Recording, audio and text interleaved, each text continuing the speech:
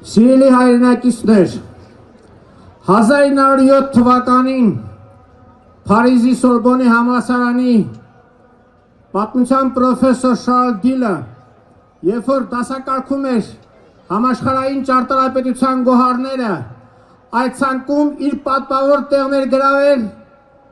Գանձասարը։ Նրանից 70 տարի հետո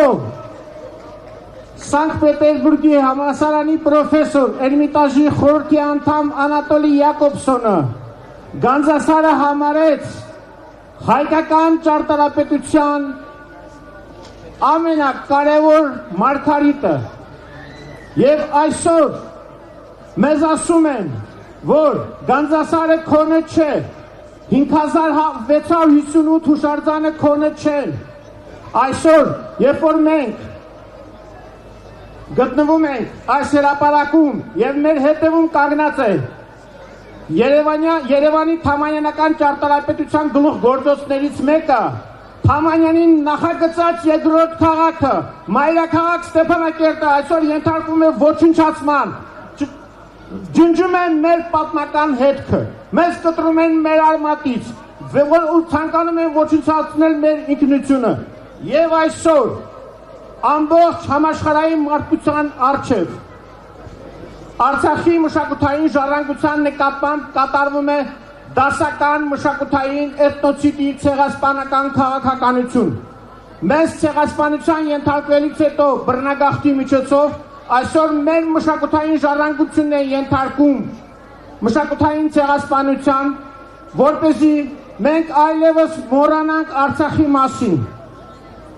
Արցախը վատ տեղ չէ, Արցախը հայկական մշակույթի, նրա մշակութային ժառանգության գանձարանն էր, որը այսօր վտանգված է, եւ այսօր, երբ մենք ասում ենք, որ պետք է հայցեր վերցնենք միջազգային մարդու իրավունքների եվրոպական դատարաններից, նշանակում է նորից կանաչ լույս վառել Ադրբեջանի համար, որտեղ Ադրբեջանը քայլ առ քայլ հստակ գնում է մեզ ոչնչացման։ Նույն փորձը, որը նա ձեռք էր բերել Նախիջևանում, այսօր կատարում է Արցախում եւ ինքը չի վարանում այդ ամենը կատարել հիբրիդային պատերազմի միջոցով նաեւ Հայաստանի Հանրապետության դեմ։ Այսօր ցանկացած ադրբեջանական կայք մտեք, կտեսնեք, որ Հայաստանի Հանրապետության բոլոր տեղանունները ադրբեջանականացված թուրքացված են։ Սա նույնպես մշակութային ժառանգության դեմ ցեղասպանական քաղաքականություն է։ Եվ եթե մենք մեր միասնականության շնորհիվ չբռնենք թշնամու ձեռքը եւ անընդհատ խոսենք ինչ-որ սին, գաղափար, չգիտեմ, գաղափարախոսություններից, խաղաղության խաչմերուկից, չգիտեմ, հայցերի փոխադարձ վերադարձնելուց, ապա մենք սրանով նորից կանաչ լույս ենք վառում մեր թշնամու առջև։ Ասեմ նաեւ, որ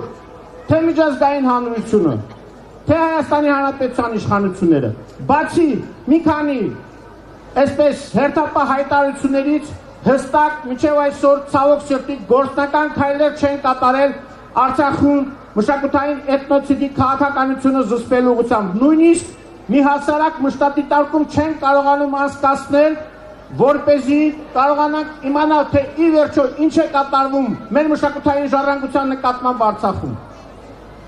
Այսօր այդ մեխանիզմները չեն գործում։ Սիրելի հայրենակիցներ, եթե ցանկանում ենք, որպեսզի նորից Գանձասարում դադիվանքում հնչի տերունական աղոթքը, եւ եթե ցանկանում ենք մեր հոգեվոր սպասավորները կատարեն մատուցեն պատարակ մեր հայկական ճարտարապետության գլուխգործոց հանդիսացող պատմաճարտարապետական հուշարձաններում, ապա մենք պետք է ապրենք Հայաստանի Հանրապետությունում, որպեսզի կարողանանք նորից համախումբ վերադարձով փրկենք մեր մշակութային ժառանգությունը։